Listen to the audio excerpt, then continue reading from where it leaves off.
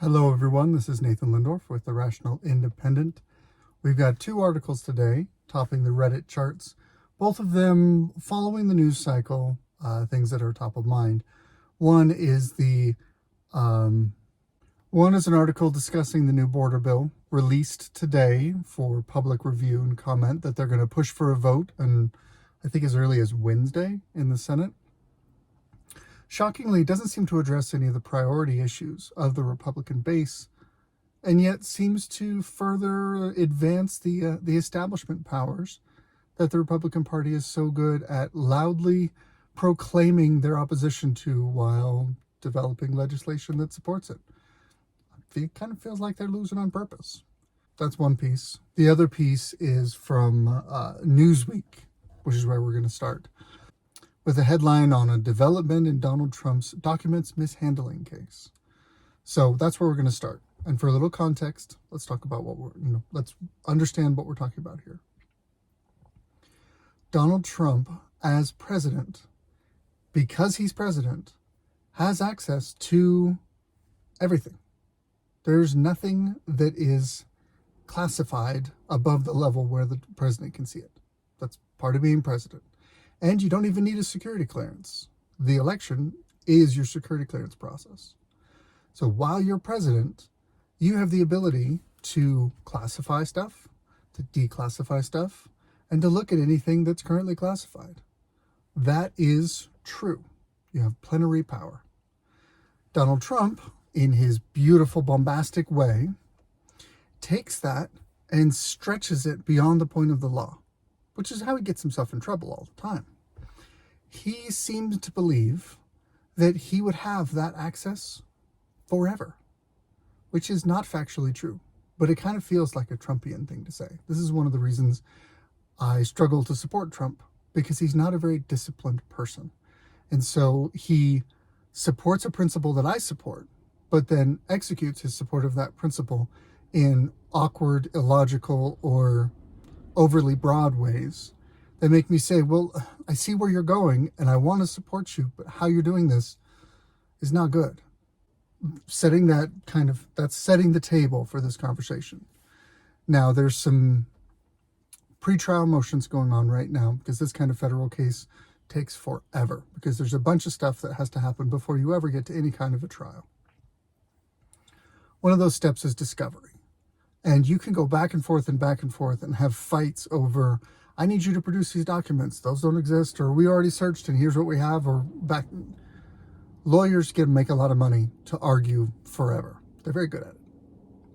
So we have Jack Smith, who's the special prosecutor over this case in federal court, eviscerates Donald Trump's security clearance claim.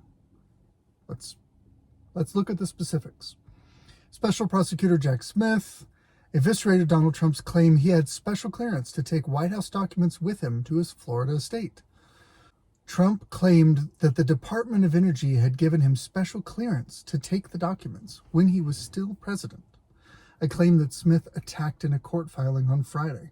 Trump's claims contained an motion seeking more discovery in the Justice Department's case against the former president for allegedly mishandling classified documents found at his Mar-a-Lago estate in Palm Beach.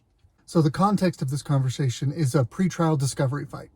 Basically, Donald Trump is saying, I had a security clearance, and it was from the Department of Energy for some reason. And so his lawyers are trying to compel the government to go and search for that clearance, which they view as potentially exculpatory evidence to help him in this case. Last year, they charged him. He pleaded not guilty.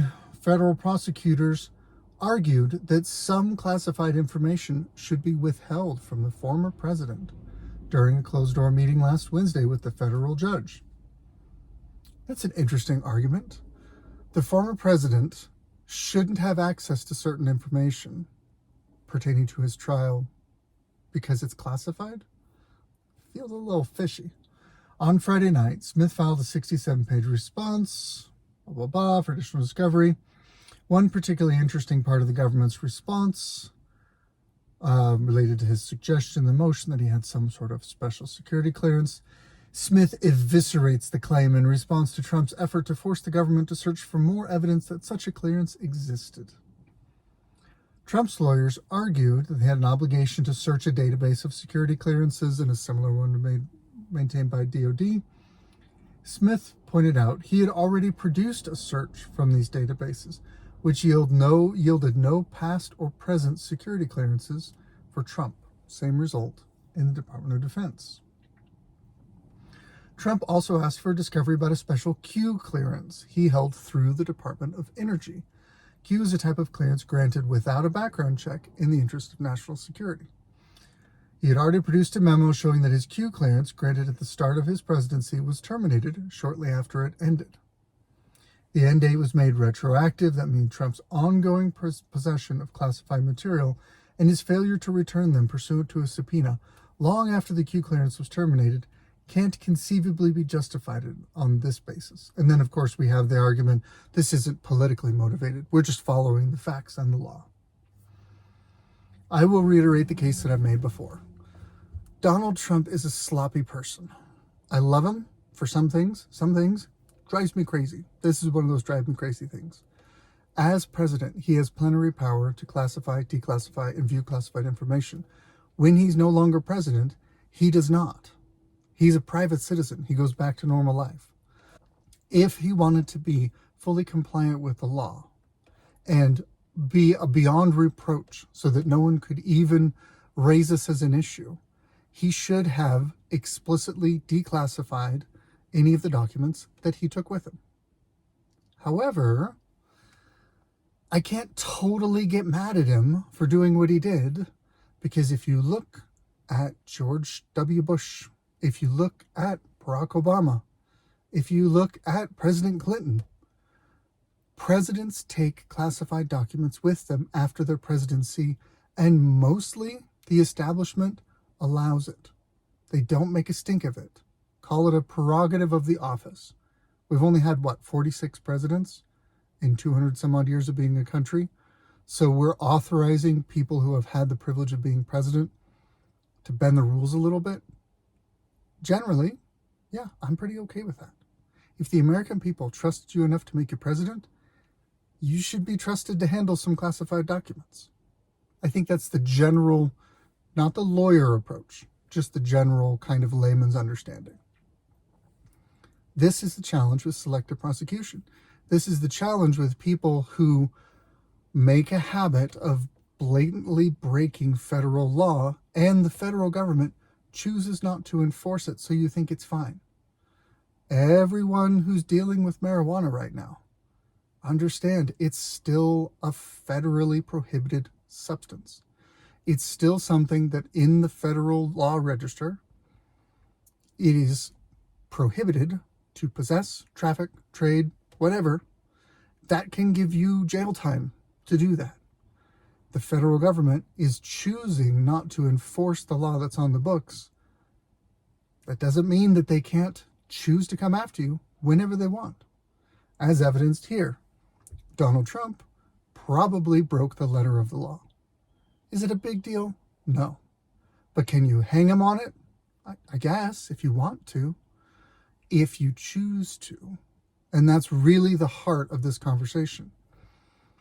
The administrative state permits disobedience to the law so that it has something, a way to get its hooks in you if you become a politically convenient target. And Donald Trump, in his efforts to curtail the administrative state, the swamp, colloquially, has made himself a target of that administrative state, and they're trying to curtail his power, and they're using federal law to do so. That's how I see it. You're welcome to toss out ideas about other ways to look at it. To my mind, it would have been better if Donald Trump had explicitly declassified anything he wanted to keep, because then his enemies couldn't have had anything to go after him. Was he reasonable to think, I don't have to fuss with it that much because no one has ever gone after a president for this? Yeah, it's a reasonable supposition to make. Lawyers have an interesting relationship with the idea of reasonable standards of behavior. Anyway, we'll leave it at there. Moving on. Much meatier. We're going to try and avoid going into like the super nitty gritty because legislation is awful and boring and drives everybody crazy. From NPR, not a biased news source at all. Negotiators release $118 billion border bill as GOP leaders call it dead in the House. Negotiators release $118 billion border bill as GOP leaders call it dead in the House. After months of secret negotiations, a trio of Senate negotiators unveiled a $118 billion bipartisan agreement. Interesting, the phrasing, okay? To overhaul some key Biden administration immigration policies. The legislation is already hitting a brick wall in the House where GOP leaders are declaring it dead on arrival. So we're going to get some quotes from various political operators through this, as well as some clever, careful phrasing from NPR. That's where we're going to mainly focus because we want to look at the way that the narrative is being shaped, the messaging that's being created, the way people want this to be viewed. The deal creates a real opportunity for Congress to address our borders and make progress to a more efficient and well-resourced system. That would be Chuck Schumer. And if you believe Chuck Schumer that he wants to make the border a more efficient and what does that mean? More efficient and well-resourced. More efficient at what? Processing people coming through the border? Making them citizens? Putting them in prison? More efficient is a method, not a strategy. It's you can more efficiently set out bear traps.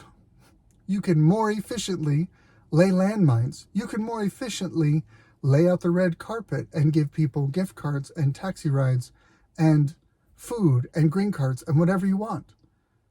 More efficient is not, it's not clear what that means, but it allows the person who's reading it to take what they think it means and provide that meaning. This is a beautiful trick of a seasoned political operator. Barack Obama was fabulous at this. He said things that were ambiguous, but there was just enough content there that the listener could put their own feelings onto those words. They could dress out that framework with what sounded reasonable to them, and then they felt that they had heard X, Y, or Z, even though that's not actually the promise that was made. So it's a slimy rhetorical trick, but you see it all the time once you learn to watch for it. Now this is special. The bill is part of a national security funding package that includes additional money for Ukraine and Israel. Always great to take issues seriously by lumping a bunch of completely unrelated issues together. But as the issue of the border becomes a central flashpoint, the prospects of the bill reaching President Biden's desk seem bleak. The bill includes $20 billion for the border. We'll just set that aside for a second. Out of $118 billion, $20 billion for the border. $60 billion, they left off the billion, but I'm assuming that's a billion, for Ukraine. $14 billion for Israel.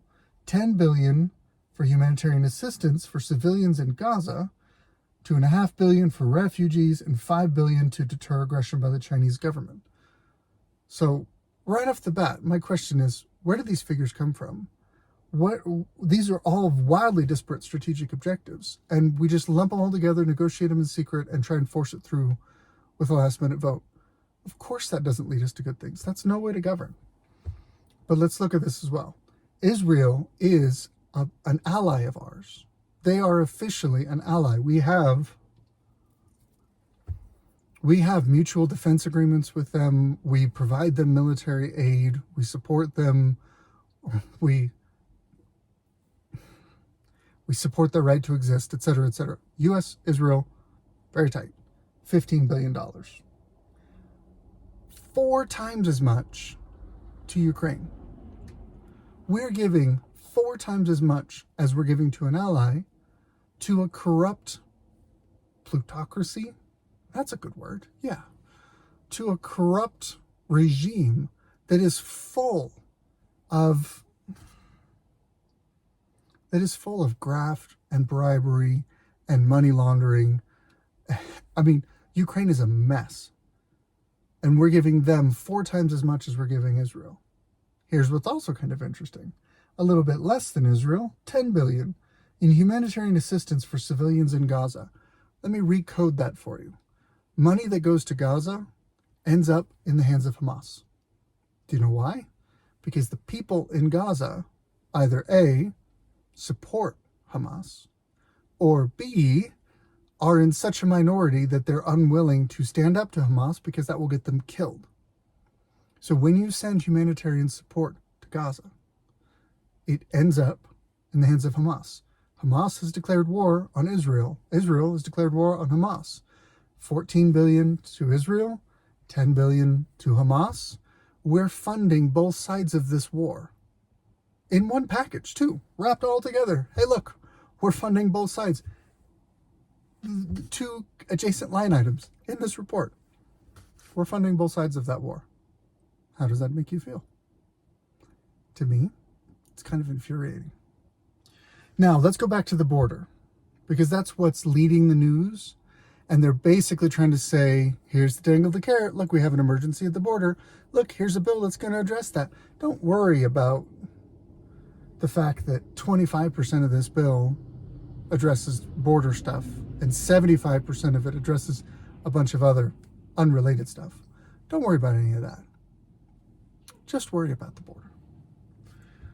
Expansions to existing policies and new policies. What does that mean?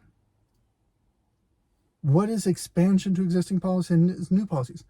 Those are words without content. That could mean literally anything. $650 million for the border wall. Ooh, let's highlight, look, we're giving you money and we're going to help you with the border wall.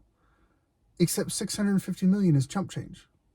It's not enough for what the border wall needs. $4 billion, listen to this wording, to hire new asylum officers. Not border patrol agents, not border wall, not fencing, not enforcement of the border. Asylum officers. A person who's an asylum officer, I would imagine, is someone who helps to process asylum claims. Asylum is a legitimate exception to immigration policy. But it doesn't work if everybody claims asylum. If everybody's an asylee, then nobody's an asylee. And that is basically what people have been trained to do, is they come to the border and claim asylum. The reason why is because if you claim asylum, the law says that needs to be adjudicated. But so therefore the agents at the border say, okay, you're an asylum seeker. I'm not in a position to know right now if you need to be here and protected through the process of asylum or need to be kicked out. I'm just a border patrol agent. So I'm going to have you show up and talk to a judge about it. Here's a piece of paper. Here's the date for your court hearing. Show up for that date and we'll decide whether or not you get asylum. But the system is so overwhelmed that they are getting court dates for asylum seekers that are 5 to 10 years in the future. The trick is, let's say they even show up, and most of them don't. Let's say you get one 8 years out. You come here with one child. You're a family, totally sympathetic, etc. You come here, you shouldn't be an asylum seeker, but that's what you say. You get let into the nation. You work, you establish roots in a community, you have 2 more kids, they're going to school in the local area, you are a de facto citizen, and then you have an asylum hearing, and the judge has to consider the fact that you're now basically a proto-citizen here in America. You have a job, you have ties to the community, you have children who were born here who are now anchor babies, for lack of a better term. That factors into your asylum seeking. So now the process of asylum gets complicated by all of this other stuff because this huge amount of time has passed between one and the other. It's quite clear they want to spend, let's do the math, something like 8 times as much money on facilitating the asylum process than they do on the border wall within this package. Okay. And additional funds to provide counsel for unaccompanied children. Unaccompanied children are a problem. Accompanied children are also a problem because there's no way of proving, let me rephrase that. Because the way the policy is enforced right now, the border agents don't prove familial relationships, which means that adult men who want to come to America have a woman or a child that travels with them so that they look more like a family. The coyotes help with this. They come through, that child gets smuggled back across the border and used again to be someone else's kid, so on and so forth. And do you think sexual assault ties into that? Do you think abuse? Do you think extortion? Of course, these things go along with that sort of policy, but it facilitates that flow of migrants, for lack of a better word. It's gross. The proposal installs several tools to address the border. Ooh, cool tools. Requiring the president shut down the border if the numbers of migrants hit a specific threshold. First off, they're not migrants. They're illegal aliens. It just is what it is. Secondly, they're phrasing this as enabling the president to shut down the border, but what they're really saying is codifying into law that X amount of illegal aliens will cross the border every day. That some amount of flow of illegal aliens is not only acceptable, but basically you don't have to do anything until it goes over that threshold, which is just nonsense. You're revamping the whole immigration system with this law and making it worse. Adjusting the rules for who qualifies for asylum. You'll notice they don't clarify, making it harder to qualify for asylum. They're saying adjusting the rules. Expediting the process for deciding asylum claims. Well, if they make it easier for you to qualify, then they can expedite the process by granting you asylum more quickly. Again, these phrasings are ambiguous. They could easily be making it worse. I haven't read the text of it, but I'm following off their reporting. And allowing migrants authorization to work while awaiting adjudication of their asylum claim. That's the kicker. What you do there is say anyone who's in America illegally, having claimed asylum, gets a green card that enables them to work legally. And once they're here and working legally, it won't be that hard to push them a little further and allow them to vote legally. And now you have one of the reasons why we have such a flood of people coming across the border. Just a thought, worth your consideration. For several months, oh man, we have a Republican, a Democrat, and an independent negotiating this, working on the plan.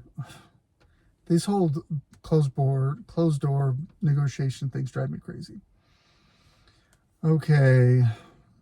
But frankly speaking, and to his credit, Mike Johnson, who's the current Speaker of the House for the Republicans, said, do whatever you want, Senate. I'm not even going to bring it up for a vote. That's the prerogative of the Speaker of the House. Elections have consequences, and the Republicans hold the slimmest possible majority, but a majority. So he's at least being obstructionist, which isn't helpful in the long term. In the short term, it does slow down the destruction. Dead on arrival, I've seen enough. It's terrible, blah, blah, blah.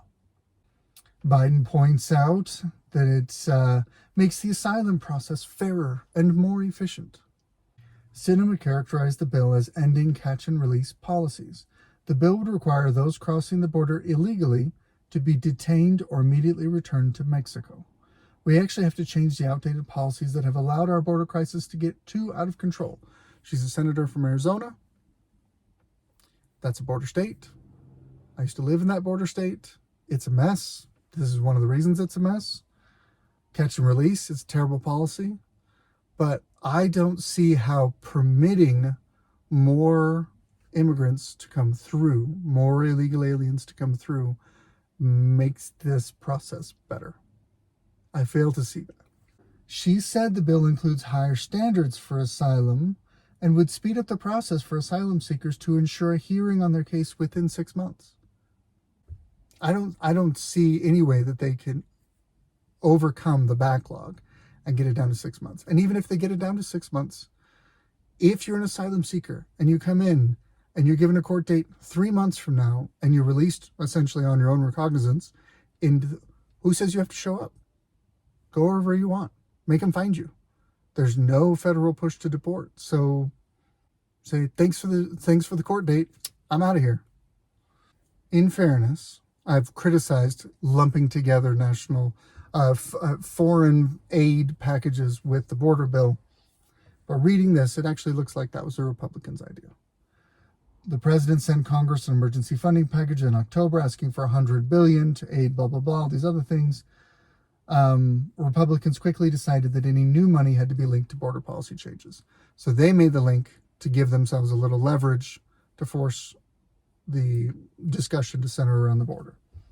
So I will rescind that criticism of the left and instead criticize the Republicans. That's a dumb idea. Don't link these things into secretly negotiated mega bills that have to be passed and voted in basically the dead of the night. It's a mess. Mitch McConnell in the minority says, hey, this is a great idea. We should totally do this.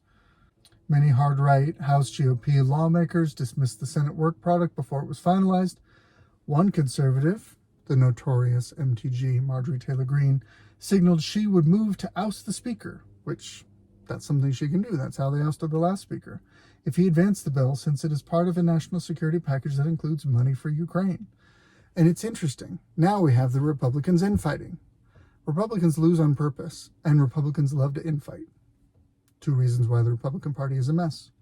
Here, earlier, Senate Republicans basically said, we need to link these things together. And Marjorie Taylor Greene says, yeah, if this gets advanced to a vote, I'm going to try and boot the speaker because these things are linked. Go talk to the Senate Republicans. They're the ones that linked it. Whatever. Many Republican, and here's the crux of it. This is where the Republican base is. Waited till the last paragraph. Many Republican lawmakers argued that Biden has the authority now to shut down the border, and any new legislation should wait until after the 2024 election. That's the truth of it. The laws are on the books now. They are not being enforced. This is a big problem that we have in America. We have laws that are on the books that are not enforced. We have other laws that are enforced selectively. And the combination of those two practices corrupts the rule of law in the nation. It corrupts citizens' approach to trying to stay compliant with the law, to try and stay law-abiding citizens, to try and be good participants in the marketplace, etc., etc. This is a major problem of governance, but both parties do it. They're both a problem. This is one of the reasons I'm politically homeless, because the establishment wants this kind of leverage over individual citizens by having laws that are selectively enforced or chosen not to be enforced, just deferred. But it doesn't mean they can't turn on that spigot whenever they want. Anyway, this is Nathan Lindorf with the Rational Independent. This is my Reddit rant for today. Good luck out there.